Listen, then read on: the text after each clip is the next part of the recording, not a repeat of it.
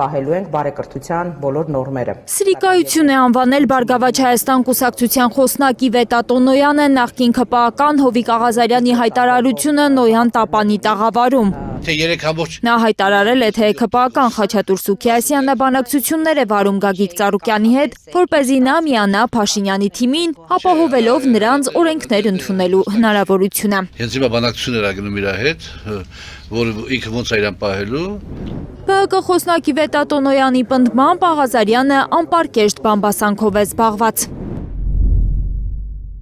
Այն օրերին, երբ Բարգավաճ Հայաստան կուսակցությունը բոլոր իրավական գործիքների կիրառմամբ պայքարում է իր դեմ իրականացվող հրեշավոր անարդարության դեմ, յուրաքանչյուր ընտրողի քվեն պաշտպանելու, վերահաշվարկներ իրականացնելու եւ անցած ընտրություններում ժողովրդի կամ արտահայտության իրական պատկերը վերականգնելու համար նախկին ԿՊԱ-ական Հովիկ Աղազարյանը զբաղված է մեղմ ասած անպարկեշտ բամբասանքով։ Պատվերի նպատակը նույնիսկ էական չէ։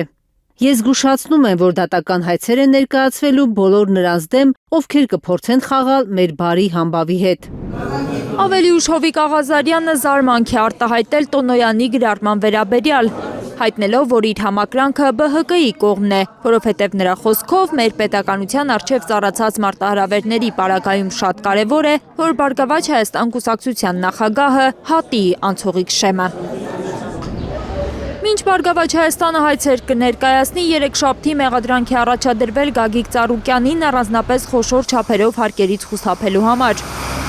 Արդյոք պատգամավորի թեկնածուի նկատմամբ կարող են մեղադրանք առաջադրել։ Հարցին անդրադառնալիս Կենտրոնական ընտրական հանձնաժողովի նախագահը հորդորել է դատախազություն դիմել։ 3 չեն մեղադրանք առաջադրել։ 3 են առաջադրել։ Ես տեսել եմ հաղորդագրությունը, որտեղ որ խոսում էր ինչ որ նախկին քրական գործի եւ այլ։ Չի բացառվում, որ Բարգավաճ Հայաստանը վերահաշվարկից հետո հաղթահարի անցողիկ շեմն ու մտնի խորհրդարան։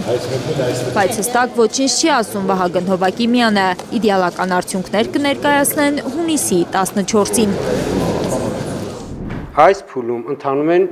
վերահաշվարկի աշխատանքները։ Հովակիմյանը վստահեցնում է, որ 2005 ընտրատեղամասերից միայն 5-ի արձանագրությունները համակարգներ մուծելի սխալներ են եղել, տողերից մեկը բաց է թողնվել։ Արձանագրությունները ճշգրիտ են, բայց մուտքագրման ընթացքում եղել է սխալ մուտքագրում, այնտեղ տողեր են թռցրել, այսպես ասենք։ Մարդկային գործոն։ Երևանի գրեթե բոլոր ընտրատեղամասերում վերահաշվարկ է լինելու հայտարարել է Կենտրոնական ընտրական հանձնաժողովի նախագահը։ Բարգավաճ Հայաստանի, Հայաստանի, Միասնության թևերի ու ուժեղ Հայաստանի դիմումների հիման վրա։ Մեր ուղղակի մոտեցումը եղել է այս։ Հնարավորինս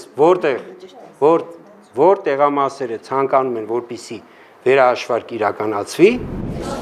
Հովակիմյանը հայտնել է, որ ընտրատեղամասերից մեկում 12 կոտորակ 13-ում ընտրություններն անվավեր ճանաչելու վերաբերյալ դիմում են ստացել ուժեղ Հայաստանից։ Երեկոյան 6-ին պարզվել է, որ այդ տեղամասում 8 համարիկ վյաթերթիկ չկա։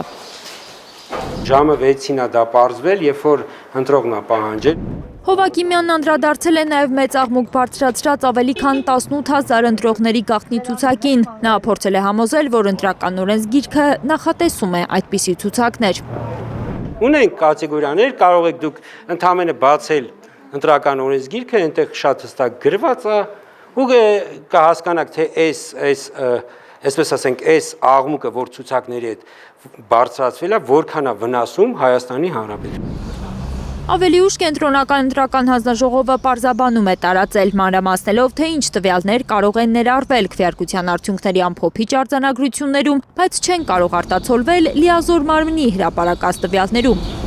Դրանք քրեակատարողական հիմնարկներում գտնվողների, զորամասերում ընտրողների ու ձերբակալվածների տվյալներն են։ Լիլիթ Սարգսյան, Հերիկ Համազասպյան, Անի Ղանդիլյան, Հայլուր։